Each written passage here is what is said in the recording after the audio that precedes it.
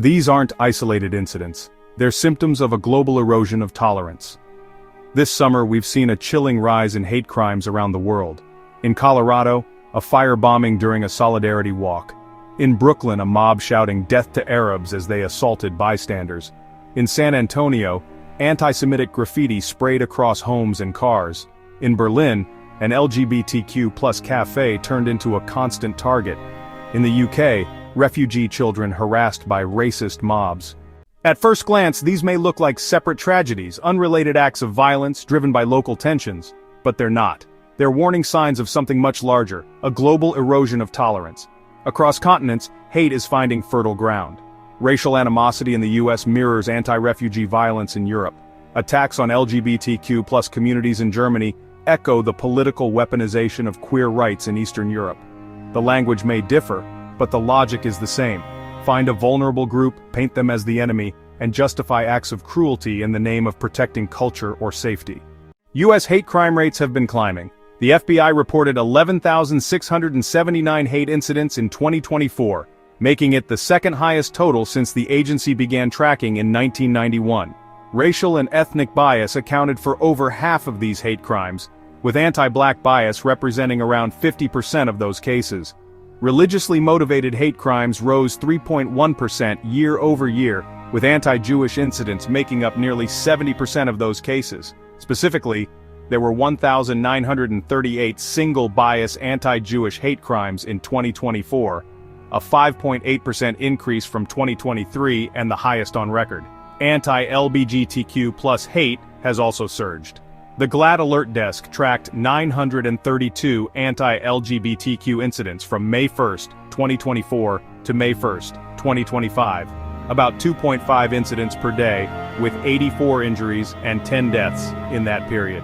The scary truth behind rising hate crimes this summer. Here's a clearer picture of the scary truth behind rising hate crimes this summer, 2025. Boulder, Colorado, June 1, 2025. A violent firebombing on Pearl Street Mall during a solidarity walk for Israeli hostages resulted in 1 death and 6 injuries. The attacker targeted the group because he believed they were Zionists, prompting multiple state and federal hate crime charges. Brooklyn, New York, April 24, 2025. A mob of pro-Israel Orthodox Jewish men assaulted pro-Palestinian demonstrators, but also chased and injured a woman who had no protest affiliation. They hurled rape threats and chanted "Death to Arabs," while police response appeared insufficient. San Antonio, Texas, screened by local media, this summer saw anti-Semitic graffiti across approximately 20 homes and vehicles in Castle Hills Forest, marking it the second significant anti-Semitic incident following a credible mass shooting threat in June. The district attorney promised to prosecute as hate crimes if suspects are identified. Berlin, Germany. The Queer and Friends Cafe, a symbol for LGBTQ+ solidarity, endured 45 hate-related criminal incidents in the past 18 months, ranging from harassment to deadly threats. Across Germany, anti-LGBTQ violence increased 40% in 12 of 16 states since 2023.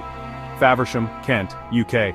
In a televised opinion piece published today, a local resident detailed far-right mobs defacing public spaces and menacing refugee children, especially unaccompanied ones. The dangerous normalization of hate. This erosion doesn't happen overnight. It happens when leaders refuse to condemn hate, when extremist rhetoric seeps into mainstream politics, when silence becomes complicity. Hate crimes don't grow in a vacuum. They grow in climates where intolerance is tolerated. When anti-Semitic graffiti is dismissed as just vandalism, or when mobs are given space to menace refugees, it sends a message. You can act on your hate, and society will look the other way. That message spreads fast. In Europe, especially parts of Central and Eastern Europe, far-right leaders are weaponizing anti-LGBTQ+ sentiment to consolidate power. The digital multiplier.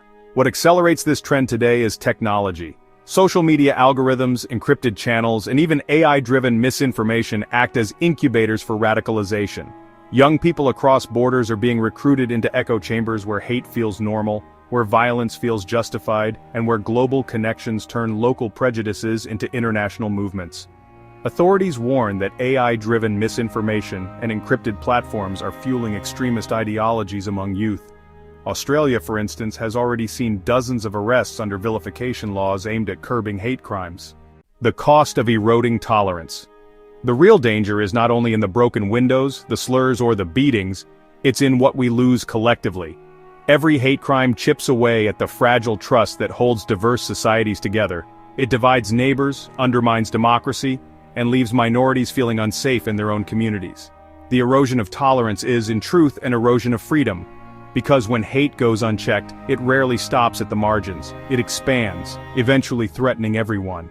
We cannot afford to treat these crimes as isolated. They are not random storms. They are part of a gathering climate crisis of intolerance. And like any crisis, it demands action, louder condemnation from leaders, stronger protections for vulnerable groups, and a refusal to let silence shield bigotry. The scary truth is this: tolerance is not self-sustaining. If we do not actively defend it, we will lose it. And the world we inherit will be one where hate is not the exception, but the rule. This is not just a warning, it's a call. Because the fight against hate is not only about protecting others, it's about protecting the very possibility of a shared democratic future.